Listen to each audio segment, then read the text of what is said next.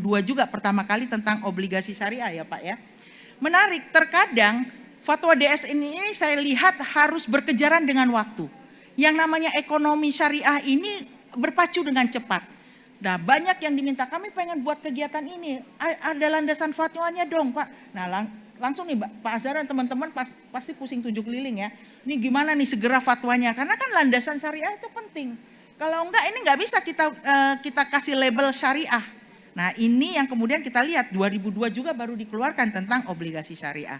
Dan kemudian baru 2015 pemerintah mengeluarkan peraturannya itu ada di penerbitan di POJK, sebelumnya ada di penerbitan efek syariah ya, dan kemudian disempurnakan di POJK. Memang sukuk korporasi ini yang paling terkenal, yang paling sering dimanfaatkan adalah dengan menggunakan akad mudharabah dan ijaroh. Tadi sudah dijelaskan bagi hasil atau kemudian bentuk sewa menyewa. Lanjut, saya kira struktur sukuk korporasi tadi sudah dijelaskan oleh Pak Azhar, kita lewatkan. Juga akad ijaroh, nanti kan Ibu Bapak bisa mendapatkan PPT ini juga mekanisme lebih detailnya. Nah sekarang saya masuk bicara mengenai sukuk negara. Sukuk negara Ibu Bapak, tadi sudah sempat saya singgung, dengan lahirnya Undang-Undang 19 tahun 2008 itu menjadi landasan utama kita. Karena kita Indonesia kan negara berdasarkan hukum, segala sesuatu itu harus diatur dalam satu regulasi. Ada nggak ketentuannya dan sebagainya, makanya DPR saat itu sangat concern harus keluar nih undang-undang agar negara-negara investor itu percaya kita mau melakukan ini karena sudah ada dasarnya. Barulah kemudian DSN juga mengeluarkan 2008 fatwa DSN-nya tentang surat berharga syariah negara ya, yang berdasarkan prinsip syariah. Jadi menarik Ibu Bapak, kalau kita lihat keluarnya aturan itu, pertama itu adalah sukuk korporasi, baru kemudian sukuk berharga syariah negara 6 tahun kemudian ya. Jadi kalau kita lihat DSN selalu mengikuti, kalau pemerintah sudah mengeluarkan ini, apalagi DSN harus segera mengendorse ini. Nah jadi ini pentingnya kenapa prinsip syariah itu selalu ada dan selalu dilekatkan dengan dikeluarkannya fatwa-fatwa tadi. Baik, lanjut silakan. Nah Bapak Ibu, tadi ya kita lanjut. Nah ini adalah landasan pemikiran ya. Landasan pemikiran dari kalau kita baca di Undang-Undang SBSN itu, bahwa kenapa harus ada sukuk negara. Karena memang prinsipnya negara itu berharap masyarakatnya adil makmur ya. Tentu berlandaskan Pancasila dan Undang-Undang Dasar. Nah caranya gimana? Ya pengelolaan keuangan negara secara optimal. Gimana optimalnya? Selama ini yang namanya prinsip syariah selalu terabaikan ya. Selalu yang dikedepankan adalah terkait dengan konvensional. Bapak Ibu bisa kita lihat dari sejarah, aturan apapun selalu syariah itu kemudian mengikuti. Nah filosofis inilah kemudian dipegang dan kemudian yuridisnya, dasar pengelolaan keuangan negara itu barulah diatur dalam undang-undang, dan sosiologisnya ternyata implikasi luas dalam pemberdayaan masyarakat. Ibu Bapak, terus terang pembangunan ini sangat membuat pemberdayaan masyarakat, pembangunan ekonomi, penciptaan good governance, dan sektor publik itu berkembang pesat. Nah inilah yang landasan kenapa akhirnya dalam alasan penerbitan SBSN ini Bapak Ibu bisa lihat, memperluas basis sumber pembiayaan anggaran, mendorong pengembangan pasar keuangan syariah, ya, menciptakan benchmark di pasar keuangan syariah, ya. Ada diversifikasi basis investor, karena kan nggak hanya investor-investor yang konvensional tadi, ada juga alternatif instrumen yang ditawarkan. Karena mohon maaf, terkadang ya tadi negara asing atau yang lain nggak mau melakukan investasi di Indonesia kalau berdasarkan prinsip syariah tadi. Atau kita sebagai perorangan kita mau lihat, saya ingin investasi yang sesuai syariah. Banyak di masyarakat kita masih banyak yang demikian. Nah ini yang kita akan lakukan. Sehingga disitulah kemudian kita lihat suku ini kan sebenarnya pemanfaatan barang milik negara yang di underlying aset tadi Bapak Ibu. Sehingga ini harus kita optimalkan ya. Dan pembangunan proyek infrastruktur yang tadi kita sekarang begitu banyaknya pembangunan yang dilakukan dan membutuhkan dana yang cukup besar. Nah inilah pentingnya kita memanfaatkan dana masyarakat yang belum terjaring dalam sistem keuangan konvensional. Jadi Bapak Ibu lanjut, perkembangan sukuk negara di Indonesia kalau ditanya, oh alhamdulillah sudah berkembang pesat. Namun tadi kalau berdasarkan data, Indonesia ini masih termasuk ranking 3 ya, belum banyak ya. Meningkat tapi masih tertinggal kontribusi penerbitan sukunya di pasar global dibanding Malaysia. Malaysia tadi nomor 1 kan Ibu Bapak kalau lihat. Dan Malaysia itu ada peringkatnya jumlah sukunya itu ada 900. Kita nomor 3 itu cuma puluhan. Jadi jauh banget bedanya ya. Malaysia negara tetangga kita loh, yang dulu katanya belajar banyak itu dari kita, dari Indonesia. Bahkan pendidikannya itu juga belajar dari kita. Dosen-dosennya, guru-gurunya dikirim ke kita, sekarang kita yang belajar ke sana. Ya. Nah inilah yang menjadi catatan kita bagaimana perkembangan suku ini supaya kemudian bisa berkembang lebih baik. Lanjut. Nah ini tadi juga sudah dijelaskan oleh Pak Ashar bahwa struktur akad di dalam SBSN sedikit lebih variatif. Ada namanya Ajarah Sale and Leaseback, ada namanya Ijaroh Asset to be Leased, ada Ijaroh Al-Khodamat dan Wakalah. Al-Khodamat ini biasanya dipakai untuk jasa layanan haji. Jadi Ibu Bapak, haji itu ternyata dananya cukup besar. Nah ini bisa dipakai dengan bentuk sukuk juga. Ada bentuk kerjasama dengan kemudian wakalah ya, investasi ya, merepresentasikan proyek, ada proyek, dia menggunakan akad wakalah. Ditunjuk wakilnya siapa yang akan mengelola. Nah kalau Ijarah Sale and Leaseback ini dia menggunakan underlying asset yang tadi saya jelaskan, tanah atau bangunan. Nah, transaksinya para pihak kemudian menyewakan kembali. Nah, aset yang telah dibelinya tadi kan bisa dibeli kembali dan seterusnya, sangat fleksibel. Kalau ijaroh aset to be leased, nah ini objek ijarohnya udah ditentukan, spesifikasinya, objek ijarohnya itu udah ada pada saat akad dilakukan. Tapi penyerahannya ini nanti dilakukan pada masa yang akan datang sesuai kesepakatan. Jadi sangat bervariasi ya. Bapak Ibu lanjut, mungkin sedikit lagi ya, ini waktunya tinggal 2 menit. Bapak Ibu kalau perhatikan instrumen suku kita cukup banyak. Saya ingin tahu mungkin ada nggak di sini yang pernah menggunakan dananya ya dengan cara suku? Nggak ada ya Bu ya? Pasti sudah ada dong. Saya sudah pernah coba, saya mencoba yang suku retail. Ini kan pembelian minimal 1 juta rupiah kita bisa ditawarkan oleh BSI Syariah, macam-macam. Saya mencoba ini dan ternyata keuntungannya itu lebih besar daripada deposito, apalagi dari tabungan Ibu Bapak. Punya 1 juta, 5 juta aja masukkan. Itu biasanya ada sesi penawarannya Ibu Bapak. Dan berbagai macam ini yang kita bisa pakai juga adalah suku tabungan. Jadi kita perorangan bisa memanfaatkan, bisa menggunakan dana kita dengan instrumen suku yang ada. Nomor 1 dan nomor 7 suku tabungan itu kita sebagai personal bisa melakukannya. Yang lainnya biasanya perusahaan-perusahaan Ibu Bapak ya. Oke lanjut, tahap pelaksanaan suku saya kira lewat saja. Kita masuk bicara pihak yang terlibat, saya kira juga sudah paham ya. Lanjut, obligator dan investor ya, saya kira sudah. Nah, saya ingin sedikit mengulas tentang perkembangan suku di Indonesia. Bapak Ibu, ternyata suku itu kan sudah syariah. Dan sekarang pemerintah juga mencoba mengkaitkan suku dengan wakaf. Nah, ada 2 model, wakaf link suku ya. Jadi ini kombinasi instrumen suku dengan dana wakaf ya. Dana wakaf uang itu kan kita punya tuh, di wakaf itu sekarang dikenal tidak hanya tanah. Bapak Ibu mungkin akta notaris pernah ya bicara wakaf tanah dan sebagainya, ada wakaf uang. Dan saya yakin juga notaris menangani itu ya. Nah ini bisa dengan instrumen suku surat berharga negara. Nah ini menarik. Atau juga sukuk link wakaf. Sukuk link wakaf itu gimana? Ada orang punya tanah, punya itu ingin dibangun. Ya, tanah wakaf itu kan tidak hanya kuburan saja Ibu Bapak ya. Bisa dengan untuk sekolah, pendidikan, universitas. Nah ini dibangun dengan cara apa? Ya dengan cara sukuk tadi dikembangkan. Kita dapat dana investasi dari sukuk.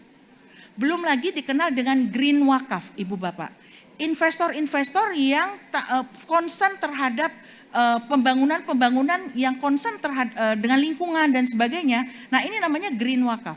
Nah itu sudah dilakukan di Indonesia Ibu Bapak, sangat menarik sekali.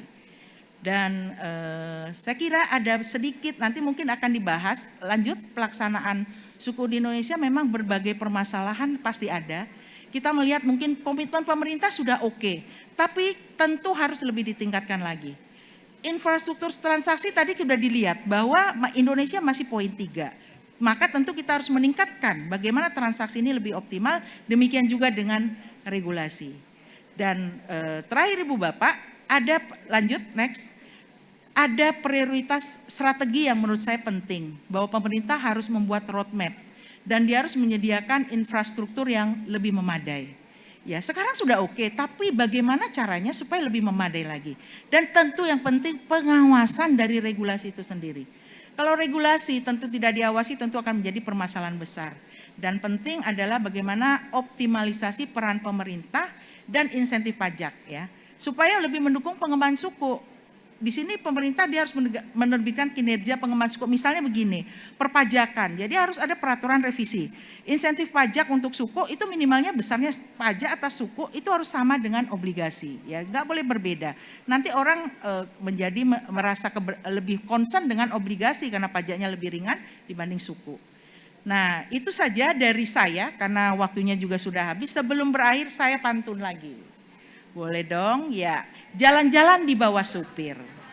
Tidak lupa kasih tipsnya. Terima kasih kelompok pencapir, sukses selalu kegiatannya. Ada roti di atas nampan, dimakan bersama besti. Jika ada salah mohon dimaafkan, jangan disimpan di dalam hati.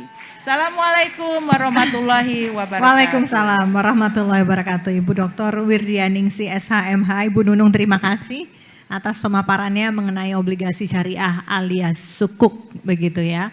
Jadi ya jangan segan-segan mulai mencoba instrumen ini, paling enggak yang retail ya Bu ya. Begitu karena ya sekonven-konvennya itu ya kita berpikir itu better di obligasi retail tersebut ya karena bagi hasilnya itu lebih besar gitu. Saya mau bilang bunga.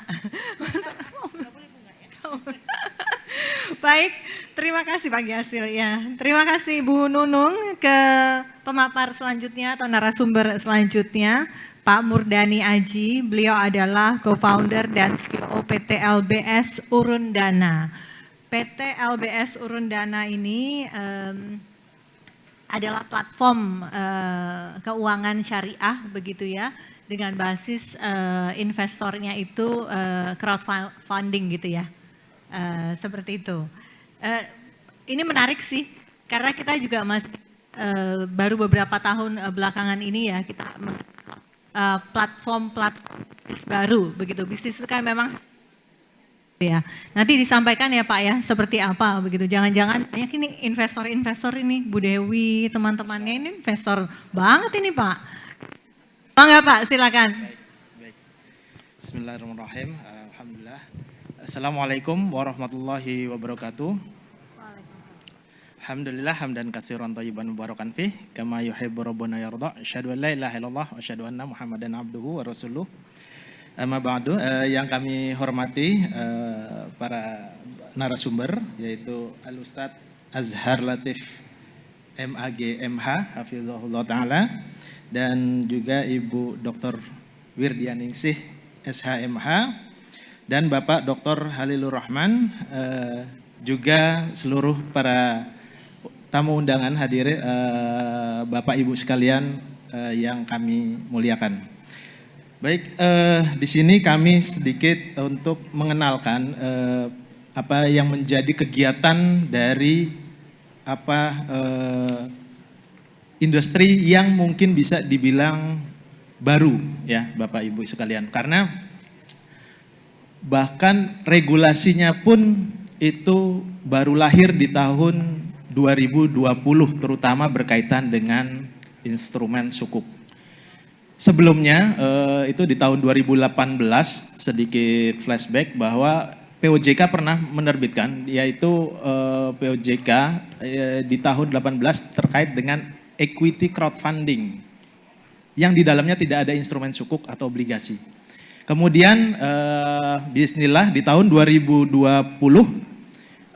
mereka OJK regulator itu memperbarui, mengupdate regulasinya yang alhamdulillah yang awalnya menjadi dari equity crowdfunding menjadi securities crowdfunding yang di dalamnya tidak hanya efek saham saja yang diterbitkan, namun juga ada regulasi yang mengatur terkait dengan penerbitan sukuk dan obligasi.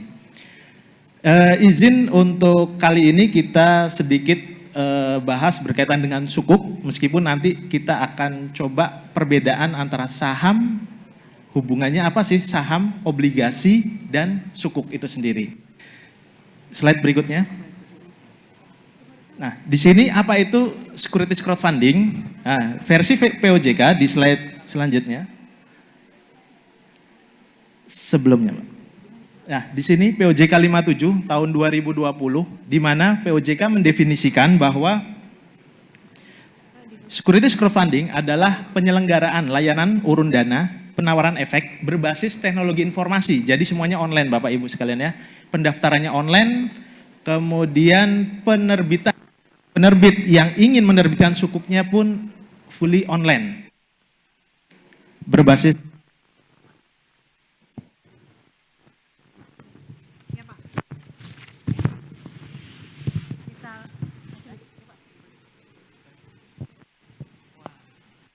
Cek, cek.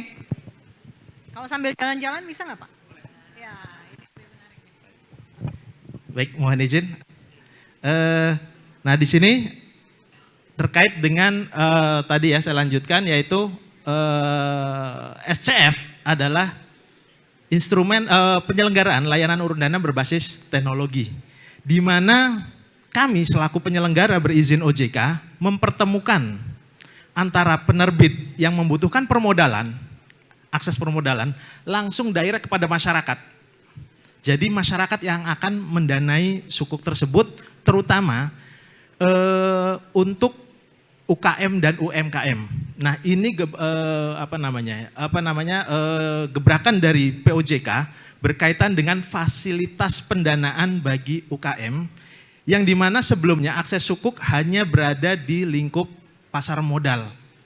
Kami memang juga POJK ini di bawah POJK pasar modal, namun kami karena size-nya yang lebih kecil, mikro, kemudian kita keluar dari pasar modal, tetap mengikuti aturan-aturan pasar modal, hanya saja size-nya yang lebih kecil.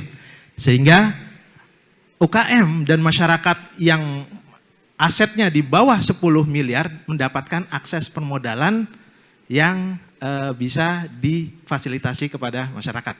Nah, ini contohnya adalah sukuk. Kemudian efek itu apa sih? Efek adalah surat berharga, yaitu surat pengakuan hutang, bisa juga surat komersial, saham, sukuk, tanda bukti utang, dan surat berharga yang memiliki derivatif dari efek itu sendiri ya, beserta dengan turunannya. Itu berkaitan dengan asal-usul dari SCF, walaupun di Amerika sendiri kalau nggak salah SCF itu ada di tahun 2015. Alhamdulillah di tahun 2020 kita bisa mengikuti itu dan sudah mengeluarkan dari POJK terkait dengan regulasinya. Next. Nah, di sini apa sih hubungannya antara sukuk, saham, dan obligasi? Jadi memang yang kami yang kami terus katakan atau dawamkan, kita sosialisasikan, itu tidak lagi mengarah kepada obligasi syariah seperti kata tadi, bahwa kita sudah mulai mensosialisasikan kata sukuk. Karena di sini ada letak perbedaan yang cukup mendasar Bapak Ibu sekalian. Pertama di sana adalah saham. Kita semua tahu saham yaitu surat kepemilikan. Underlayingnya adalah sebuah perusahaan. Jadi semua kegiatan yang ada di perusahaan, kita punya berapa share-nya, sahamnya, itulah milik kita. Nah, kemudian kalau seandainya obligasi adalah penerbitan asalnya adalah surat utang. Dari POJK sendiri, dari sumber OJK, obligasi adalah surat utang jangka menengah maupun jangka panjang yang dapat diperjualbelikan. Underlaying dari akad ini adalah akad qard atau hutang piutang biasanya gitu. Kalau saham tadi underlayingnya adalah akad syirkah musahimah atau musahamah. Asal katanya dari saham, ya jamaknya ashum. Ini makanya masuklah kata saham. gitu ya. Nah, di sini yang menarik adalah sukuk. Sukuk itu tidak memiliki akad court seperti yang tadi Ustadz jelaskan, dan juga bukan merupakan saham karena dia hanya bagian tertentu dari kegiatan yang dilakukan oleh perusahaan. Project misalnya. Satu perusahaan kan bisa jadi ada mungkin banyak project yang paralel berjalan. Kontraktor misalnya dia mungkin punya satu perusahaan itu berjalan 5 sampai bahkan 10 project, tapi yang diterbitkan hanya satu. Sehingga ketika kita menjadi pemegang sukuk, maka kita hanya berhak berkaitan dengan sukuk yang diterbitkan itu saja. Itu terkait dengan sukuk. Dan akad-akadnya kita jelaskan di slide selanjutnya. Ini obligasi, tadi sudah saya jelaskan sedikit ya. Di sini akadnya adalah court atau hutang, di mana yang didapatkan oleh investor adalah bunga. Seperti tadi, masuk ke dalam riba, seperti tadi kata Ustadz, karena underlyingnya adalah court, kulu kordin, jaron nafan, bahwa riba. Kemudian yang berikutnya adalah saham. Saham itu yang kita dapatkan, investor dapatkan adalah dividen dan gain. Itu yang kita dapatkan. Nah, berbeda dengan next di selanjutnya yaitu sukuk. Di sini sukuk secara terminologi juga di sini adalah lembaran surat berharga, di mana underlying belakang akadnya itu bisa jadi tergantung kegiatan apa yang dilakukan. Kalau seandainya tadi jual beli barang, maka underlyingnya adalah terhadap barang. Project bisa jadi sukuk-sukuk yang berkaitan dengan project seperti mudharabah, musyarakah, dan segala macam, ataupun kegiatan investasi lainnya. Itu berdasarkan terminologi dari buku Syariah Standar nomor 17 yang dikeluarkan oleh AAYV di Sukuk Al-Istismar. Nah, akad-akadnya apa aja sih? Tadi sudah dijelaskan oleh Ustadz juga di sini. Ini yang pernah kami terbitkan di platform kami, yaitu di www.lbs.id. Di sana kami secara industri telah menerbitkan kurang lebih 28 sukuk, alhamdulillah, mulai dari kami mendapatkan izin tahun 2022, Bapak Ibu sekalian. Dan per Desember kemarin, itu kami telah menerbitkan 28 sukuk dan 5 saham di platform kami untuk UKM, yang size-nya di bawah 10 miliar. Di next berikutnya itu akad-akad sukuk yang pernah kami terbitkan. Ini kriterianya, satu lagi. Nah, di sini, sukuk itu kami biasa sebut sebagai financing. Dan setelah kami belajar di sukuk, kami pernah bahkan sampai saat ini berpendapat bahwa hampir tiap kebutuhan permodalan bagi perusahaan itu tidak ada yang tidak bisa dibiayai oleh sukuk. Hingga hampir semuanya insya Allah bisa. Dengan tergantung dengan akad-akadnya. Kebutuhannya apa? Kita sesuaikan dengan akadnya. Di sini yang pernah kita terbitkan itu yang hijau. Ada ini kami bagi menjadi 2. Sukuk yang bersifat jual beli dan sukuk yang bersifat syirkah. Nah, di sini kaitannya kami dengan notaris tentunya ini sangat erat. Kami selalu berdiskusi karena masing-masing akad punya draft dan konsekuensi yang berbeda yang kami sampaikan kepada notaris, sehingga mereka punya template yang cukup kompleks ya, tergantung dari kebutuhannya. Kalau murabahah jual beli berarti ada barangnya, apa yang diperjualbelikan. Kemudian kalau istisna berarti di sana ada produksi yang di dalamnya ada bahan baku, kemudian ada faktor jasa, kemudian menjadi barang baru. Kemudian bagaimana konsekuensinya, bagaimana terminnya, rukun dan syaratnya kami sampaikan kepada notaris, sehingga notaris pun cukup ini ya, excited bahwa oh ternyata begitu banyaknya hasanah dari syariat ini. Kemudian di sana juga ada sukuk ijaroh yang mungkin berkaitan dengan jual beli jasa, manfaat. Kemudian ada juga sukuk salam. Dan alhamdulillah hampir semuanya ini sudah kami pernah terbitkan di LBS. Kemudian terkait dengan syirkah, di sini nanti juga berkaitan dengan notaris dan pengikatan jaminan, ini berbeda sifat antara sukuk yang bersifat jual beli dengan sukuk yang bersifat syirkah. Syirkah itu berasal dari kalau jual beli kita akan mendapatkan margin bagi si investor. Tapi kalau syirkah, maka bagi hasil. Yang pernah kita terbitkan adalah sukuk musyarakah dan sukuk mudharabah. Meskipun kemungkinan sukuk syirkah berkaitan dengan pertanian, seperti muzara'ah, musaqah, dan mugharasah, itu hampir kita terbitkan, tapi belum, qadarullah masih belum final untuk due diligence-nya. Salah satunya insya Allah mungkin dalam waktu saat ini masih kita lakukan due diligence, itu sukuk musaqah berkaitan dengan pertanian di kelapa sawit. Dan itu sangat memungkinkan, artinya semua sektor bisa dibiayai oleh sukuk ini. Kemudian kita coba lebih rinci lagi, nextnya. Mungkin ini materi yang cukup banyak, ya kita bisa diskusi nantinya ya Pak ya.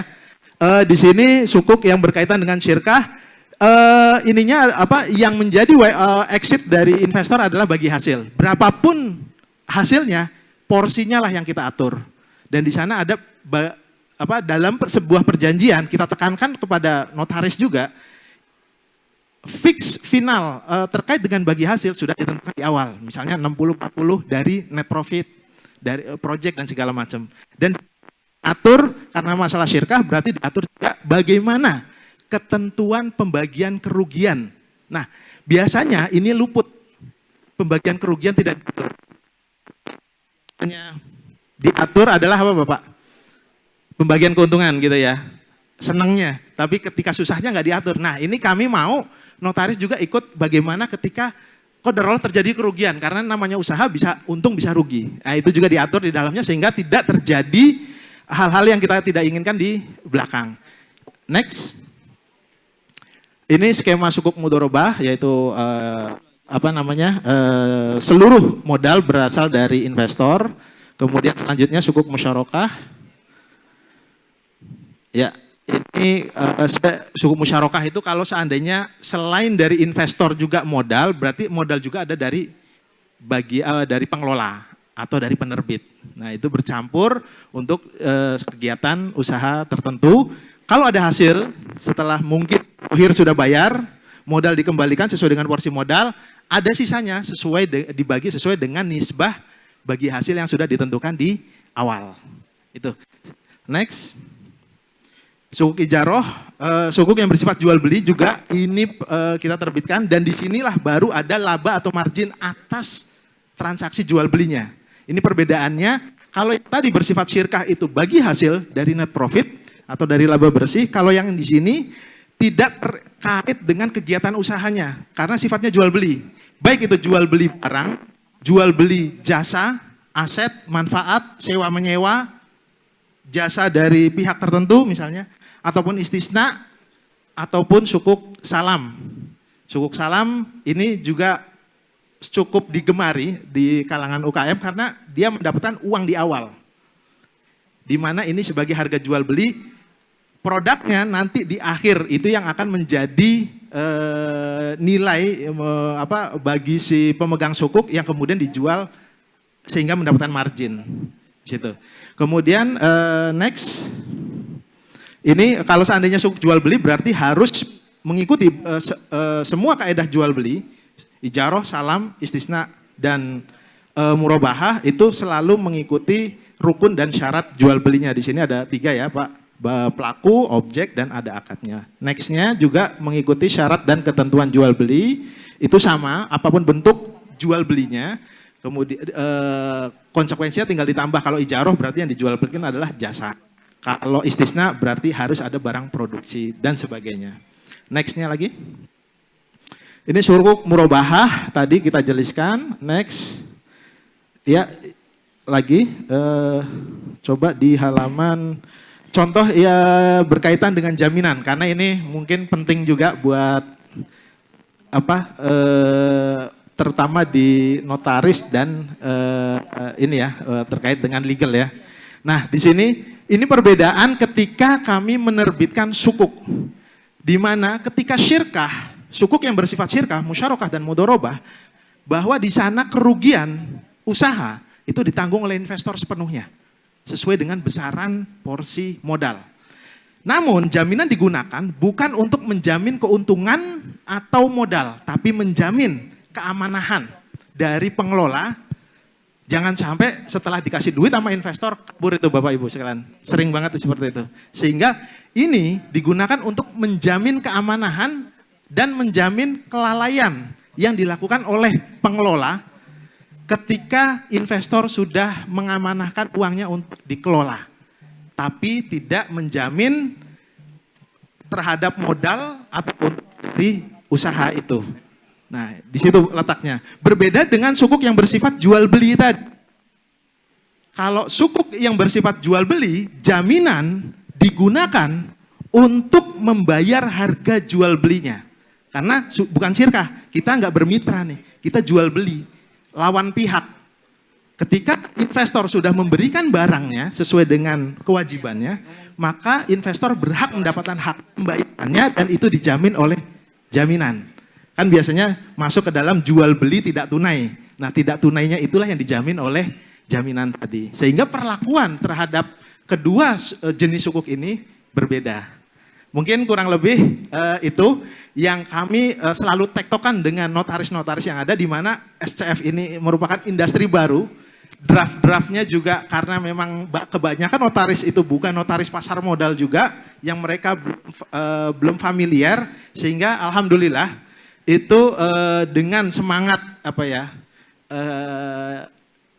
permodalan syariah ini kurun waktu belakangan ini itu luar biasa, sehingga demand untuk mempelajari ini bersama dengan teman-teman legal itu juga cukup intens. Itu yang kami harapkan, sehingga kami industri itu bisa smooth melayani masyarakat sesuai dengan ketentuan syariat. Mungkin dari kami kurang lebih itu yang menjadi masukan dan industri di lapangan. Mudah-mudahan kita bisa selalu mengembangkan yang menjadi dasar kebutuhan dari masyarakat terkait dengan permodalan syariah. Itu saja yang mungkin bisa kami sampaikan. Kurang lebihnya kami mohon maaf. Wabillahi taufik. Assalamualaikum warahmatullahi wabarakatuh. Waalaikumsalam warahmatullahi wabarakatuh. Pak Murdani Aji, terima kasih. Jadi partner ya, berarti ya, dari notaris. Dan iya, udah dibantu loh. IO juga ini berarti, Bu Nunung.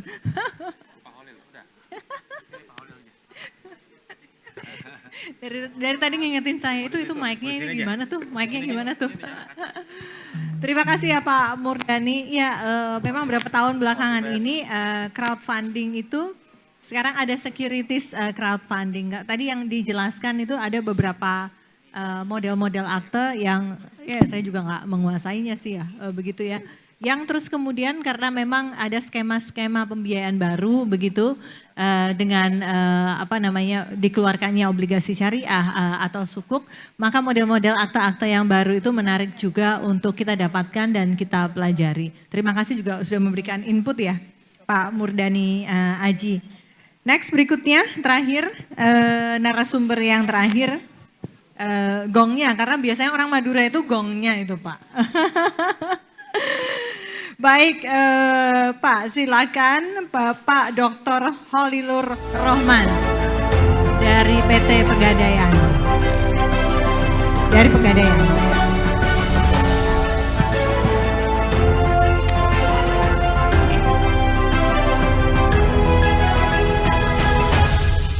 Bismillahirrahmanirrahim. Assalamualaikum warahmatullahi wabarakatuh. Salam sehat, salam sejahtera untuk kita semua.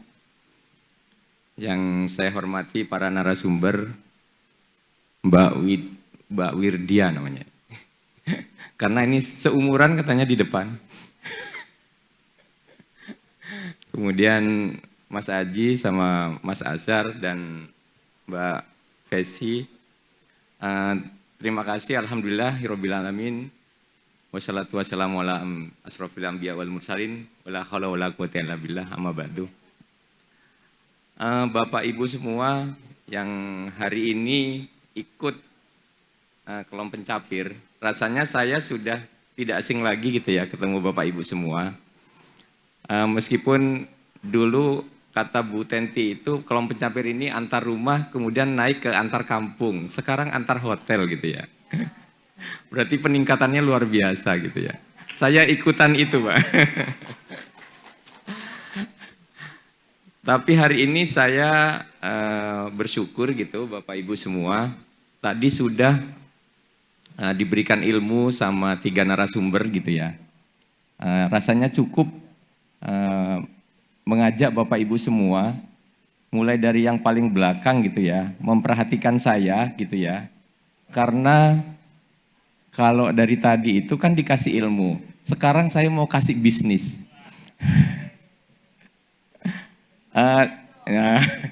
Bagi-bagi duit katanya gitu ya.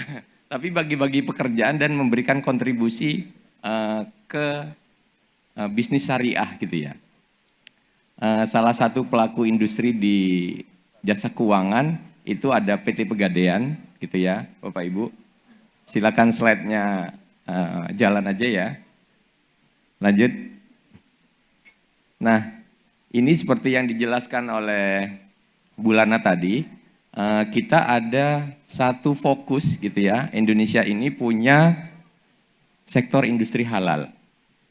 Nah, sektor ini Bapak Ibu, Indonesia sebenarnya potensinya besar sekali gitu ya.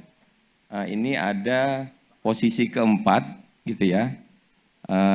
Dan kemudian ada di posisi kedua untuk sektor halal, untuk pangan. Nah, ini yang kami sedang garap gitu Bapak Ibu semua. Kalau saya nanti jelaskan apa kontribusi Pegadaian kepada industri ini gitu ya. Nah, Bapak Ibu di dalamnya kami aja berkontribusi bagaimana membuat aktanya, kemudian menjadi agen penjualnya Pegadaian gitu, dan sama-sama kita punya rezeki di situ gitu ya. Nah, baik, terus slide selanjutnya.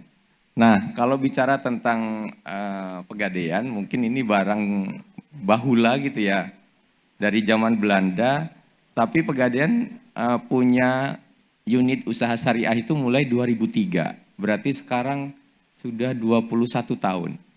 Nah, berarti sudah lulus S1. Nah, berarti sudah siap menikah, punya anak, menjadi orang yang dewasa, kemudian mapan gitu ya. Nah, lalu berikutnya. Nah, inilah yang ada di PT Pegadaian. Jadi kami punya dari tapal batas Aceh gitu ya, sampai tapal batas Pulau Rote sana gitu. Nah, ini kita punya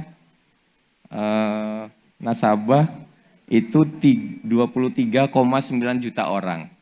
Nah, khusus syariah itu sudah punya 3,2 juta nasabah. Nah, sekarang kami dari unit usaha syariah itu membuat officialing kepada seluruh outletnya Pegadaian Konven. Jadi karena ini satu perusahaan, sama-sama menjual produk begitu ya.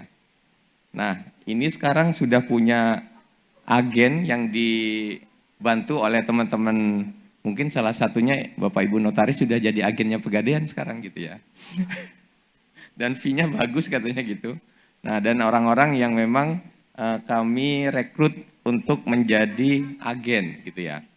Ini sudah 40.000 sekarang gitu ya. 206.000 agen. Nah, lalu ada tenaga sales dan seterusnya. Yang ini semuanya berkontribusi kepada kinerja Pegadaian.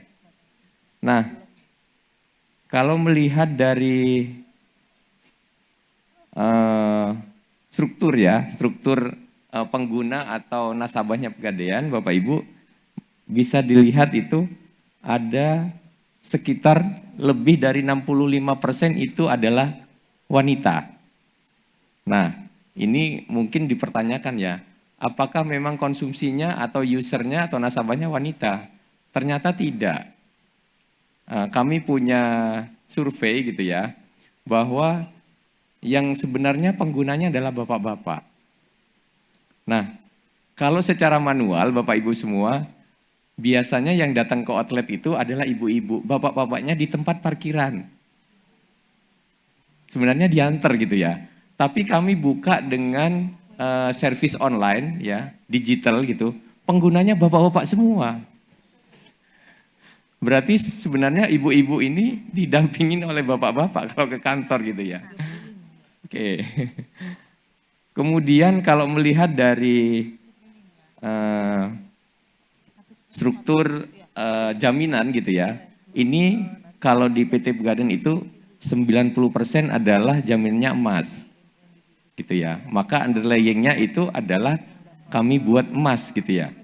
Nah, sekarang kami menyimpan Bapak Ibu di outlet kami itu di satu tempat gitu ya, namanya vaulting. Itu Bapak Ibu yang punya tabungan emas secara digital itu sudah hampir 8 ton ada di kami gitu. Nah, inilah salah satu pendorong atau driver nanti obligasi mau underlyingnya apa gitu.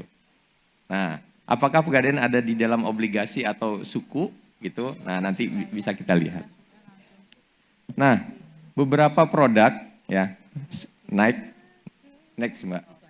Nah, beberapa produk yang kami sudah terbitkan gitu ya Bapak Ibu. Nah, ini kami punya ekosistem sebenarnya. Pertama, kami punya produk namanya Kur Syariah. Orang yang tidak punya apa-apa, punya usaha, kami biayai. Nah, ini ada yang sampai 10 juta, sampai 100 juta gitu ya. Setelah punya mereka berinvestasi. Nah, berinvestasi ada yang berinvestasi emas, ada kendaraan bermotor, rumah dan seterusnya. Lalu kami naikkan statusnya. Jaminannya berasal dari itu, maka pinjamannya akan semakin besar, gitu ya Bapak Ibu. Nah, kemudian kalau ada yang berinvestasi emas, maka emasnya itulah yang akan bergerak sendiri nantinya. Kalaupun itu ada di kami gitu ya, kami gerakkan emasnya itu biar punya nilai manfaat lagi gitu ya. Nah, akhirnya Bapak Ibu kalau sudah sejahtera, ada yang mau naik haji, ada yang mau umroh gitu ya. Dari situlah pembiayaannya. Nah, sampai akhirnya kami punya layanan bukan hanya manual tapi digital. Jadi cukup dengan handphone Bapak Ibu sudah bisa mendaftar kemana-mana. Bahkan hari ini kami sudah merencanakan ada pembiayaan haji bukan hanya reguler, tapi ONH Plus dan Furoda. Nah, Furoda Bapak Ibu mungkin ada yang berminat karena sampai dengan 500 juta satu orang. Nah, tabungan emas sebagai underlying tadi itu bisa digunakan seluruhnya itu, gitu ya, mau dibuat usaha dan seterusnya. Nah, Bapak Ibu boleh berkontribusi di situ. Mau ikut menjual boleh, gitu ya. Tapi seluruh akad yang ada di Pegadaian Syariah itu ada sekitar 30% gitu ya, itu pakai notarial. Nah, saya ajak Bapak Ibu yang ada di sini, ikatan kelompok pencapir ini dulu lah gitu ya. Kita bisa melakukan PKS atau MOU dengan tarif yang khusus misalkan gitu. Agar nasabah ini bisa diakomodir dengan Bapak Ibu semua. Nah, boleh nanti kita lihat berapa porsi yang akan Bapak Ibu lakukan akad gitu ya. Next. Nah, ini mau ke suku dulu, sabar ya. Berapa triliun nanti yang Bapak Ibu akan kontribusikan untuk bikin akad gitu ya. Nanti tarifnya berbeda gitu ya. Nah, berbicara sama suku tadi, tentang suku, kami punya struktur permodalan suku baru 14,2%. Nah, udah diterbitkan mulai 2020 sampai 2023. Nah, tahun ini kami akan menerbitkan sekitar 2,5 triliun suku gitu ya. Mungkin bulan Mei gitu ya. Nah, Bapak Ibu kalau mau membeli silakan. Nah, dengan rate yang lumayan gitu ya. Lebih besar daripada deposito kan. Nah, sekitar 6 atau 6 lebih biasanya gitu. Nah, ini untuk investasi pribadi Bapak Ibu yang bisa dilakukan lewat suku. Nah, ini akan kami tingkatkan terus karena ini pembiayaan syariah yang kami punyai dari pinjaman bank syariah, kemudian lembaga lain, pinjaman pemerintah, itu kami kumpulin semua agar modal sendiri yang sifatnya urgent yang dari induk Pegadaian gitu itu akan kami kosongkan untuk semuanya menjadi modal syariah gitu. Jadi kami sedang mencari kreditur ataupun investor gitu ya. Nah, next. Nah, ini Bapak Ibu semua. 1 tahun ya, omset yang kami bisa keluarkan dari pembiayaan itu sekarang 34 triliun. Nah, kalau yang ikut akad syariah 25% kira-kira berapa gitu ya. Nah, inilah saya mau ngajak Bapak Ibu semua untuk kita bisa bekerja sama untuk nanti akad yang ada notarilnya bisa kerjasama dengan Bapak Ibu semua. Yang unjuk tangan sudah ada dulu. Ini omset outstandingnya sudah 13,4 triliun. Jadi itu yang akan berputar terus gitu ya. Nah, dengan aset sekarang 13,5 karena masih ada di induk. Jumlah nasabah berapa? Nah, ini ada jumlah nasabah 24,1 juta orang. Nah, ini kecil-kecil gitu ya. Tapi kalau terus-menerus kan juga besar gitu ya. Nah, ini kira-kira Bapak Ibu semua, saya mengajak kepada Bapak Ibu yang ada di sini, kelompok capir, mari kita sukseskan bisnis syariah ini di Indonesia, karena meskipun kami baru memberikan kontribusi 20% di industri pergadaian gitu ya, mengikuti versi atau prinsip syariah, maka kalau ini didorong oleh kontribusi atau peran serta Bapak Ibu semua yang ada di sini, kira-kira ini akan bisa didorong menjadi 2 atau 3 kali lipatnya lagi gitu ya. Kalau dengan angka itu berarti kita akan berkontribusi sekitar hampir 100 nantinya ya, 100 triliun gitu. Nah, oleh karenanya saya mengajak Bapak Ibu semua, setelah ini kita akan melanjutkan pekerjaan gitu ya untuk membuat MOU atau PKS gitu. Sehingga apa yang kita bisa akselerasi bisa kita kerjakan bersama-sama. Demikian, wabillahi taufik wal hidayah. Wassalamualaikum warahmatullahi wabarakatuh.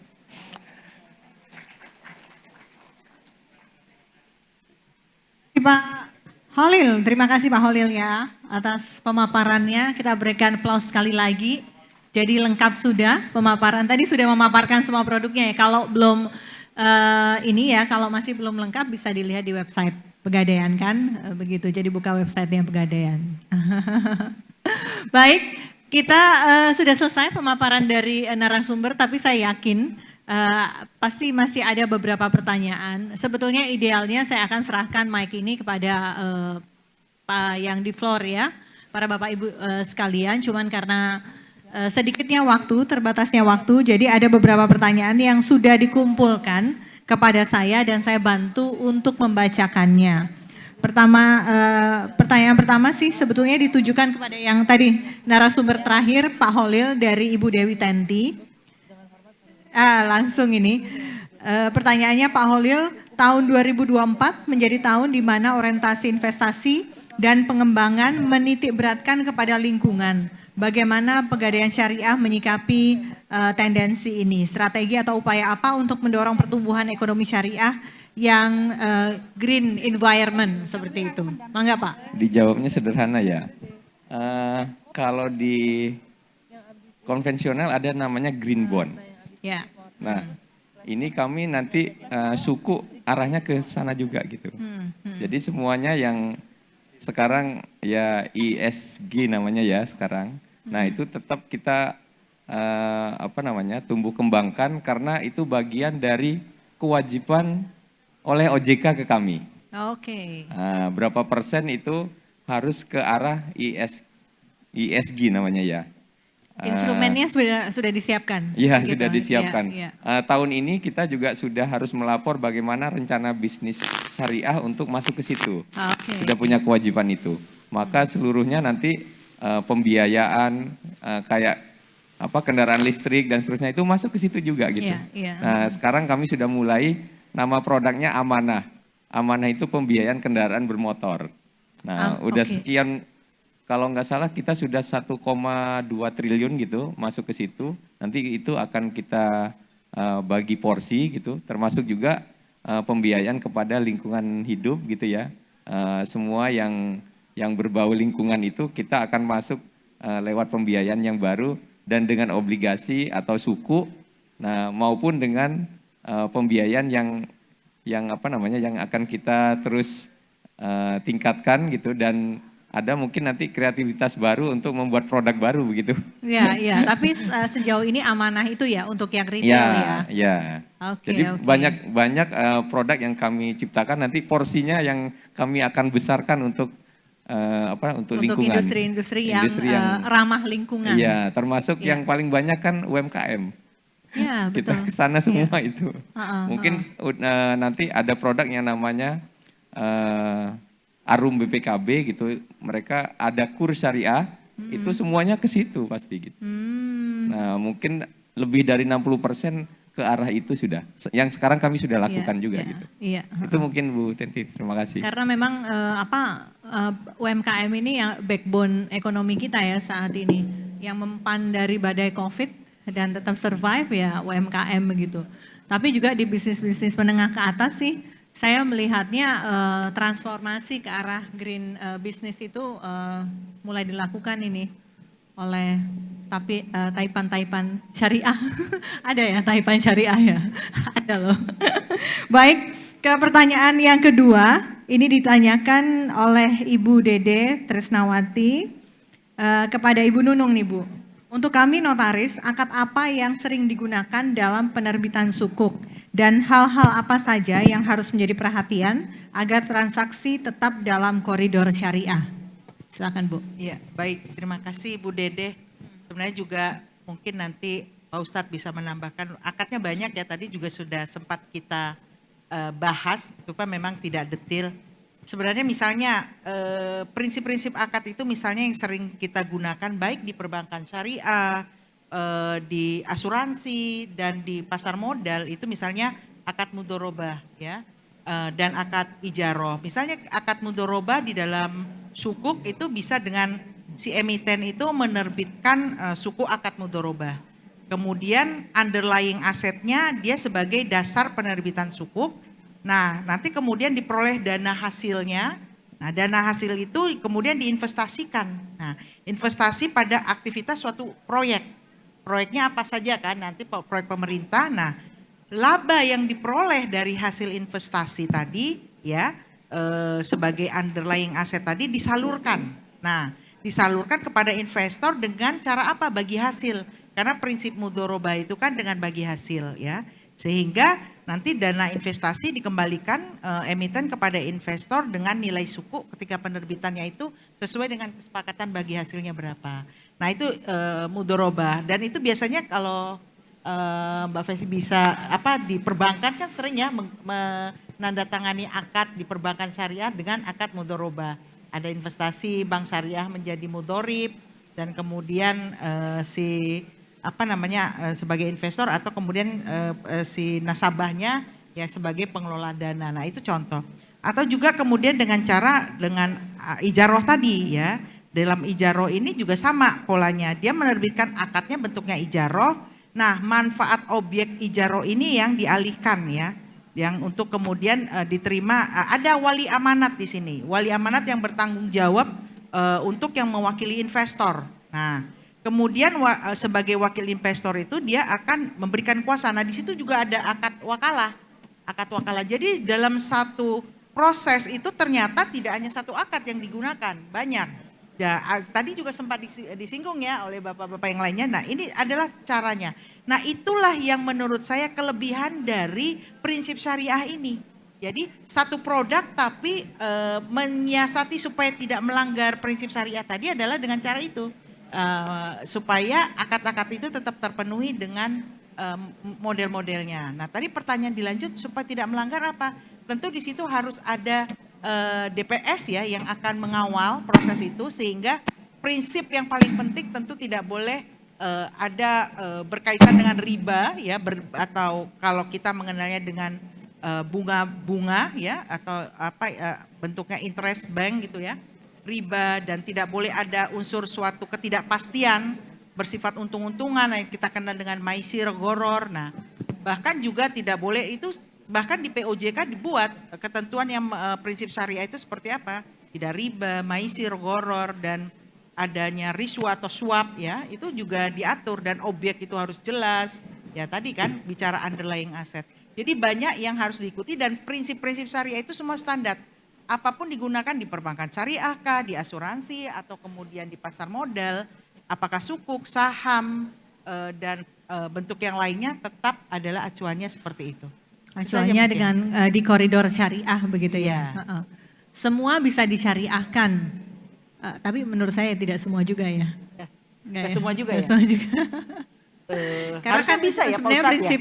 Nah, itu Bisa tadi disaring dengan dijelaskan. syariah ya? Asal objeknya halal ya. Objek Asal halal. dimulai dengan Prinsipnya tidak mengandung unsur riba gitu ya Pak ya? Iya, iya. Baik. Prinsip. Iya, terima kasih. Ke pertanyaan yang ketiga, sebenarnya sebagian sudah dijawab ini oleh Bu Nunung soal prinsip-prinsip apa yang harus diperhatikan dalam perdagangan sukuk di pasar sekunder supaya tetap dalam koridor syariah. Ini dari Fuli kepada Bapak Aji, mungkin bisa dielaborasi tadi Pak. Prinsip-prinsip syariah tambahan yang harus kita jaga nih. Terkait dengan perdagangan tadi ya. Iya, Nah, di kebetulan perdagangan begini, sebelumnya kami di bawah regulator dari POJK 57 tahun 2020 yang kami sampaikan tadi bahwa di dalamnya itu terkait dengan sukuk dan obligasi itu tidak boleh diperdagangkan. Jadi hanya diperdagangkan itu hanya saham saja. Karena sukuk wajib sampai selesai proyeknya baru itu bisa ditarik. Jadi nggak bisa diperdagangkan untuk SCF. Tapi kalau di pasar modal kan bisa. Nah, mungkin ketentuan-ketentuan syariatnya apa saja itu tadi sebetulnya sudah terkait dengan salah satunya tadi Ustadz juga sempat senggol saya terkait dengan penerbitan sukuk salam. Kami sudah menerbitkan itu gimana cara perdagangannya. Nah, di sana sebetulnya sukuk salam itu kan underlying-nya adalah jual beli yang dihutang. Artinya underlying selama pembayaran itu adalah uang. Di mana ketika underlying sukuk itu tuh masih berupa utang atau uang, maka harus mengikuti ketentuan-ketentuan berkaitan dengan hal itu. Sehingga sulit untuk bisa diperdagangkan. Harusnya seperti itu. Untuk sukuk salam dan sukuk-sukuk lainnya, ketika itu underlying-nya uang belakangnya ataupun sudah menjadi piutang, maka secara syariat kalau di IOIV itu tidak boleh diperdagangkan kecuali mengikuti akad sorof atau jual beli hutang. Di mana itu ketentuannya sepertinya cukup ketat ya Pak Ustadz. Sehingga biasanya instrumen itu tidak untuk diperdagangkan ketika sudah mencapai di titik utang atau uang underlying belakangnya. Tapi kalau belakang itu ketika sukuk itu misalnya sukuk mudorobah, proyek itu masih bisa. Selama itu mungkin belum jadi invoice. Kalau invoice kan berarti proyeknya udah selesai. Tapi kalau masih dalam proyek, itu secara syariat harusnya masih bisa diperdagangkan. Sampai proyek selesai, sampai kemudian proyek itu diterbitkan invoice, maka sudah berubah. Sukuk itu sudah mewakili terhadap invoice tadi. Dan invoice kan statusnya piutang, maka ketentuan-ketentuannya kembali kepada jual beli utang piutang. Itu ketentuan syariatnya ke sana. Kurang lebih seperti itu. Ya, baik, terima kasih. Dan penanya terakhir gongnya ke Pak Ustadz ini, Pak Ustadz. Sebelum doa Pak, pertanyaan terakhir dari Ibu Alsya Javana. Di tengah gencarnya penawaran investasi syariah, surat berharga syariah negara SBSN atau sukuk konon kurang diminati karena likuiditasnya tidak sebesar konven, karena tidak bisa berjalan sendiri namun harus berdampingan dengan pertumbuhan perbankan syariah secara umum. Bagaimana mensiasati hal ini? Ini sukuk negara atau korporasi? Negara dan korporasi lah. Kalau korporasi udah dijamin lah Pak, Ya. gitu. Terima kasih. Jadi kalau sukuk korporasi, apalagi yang diperdagangkan di luar negeri, yang ditawarkan ke luar negeri, itu rata-rata oversubscribe, melebihi.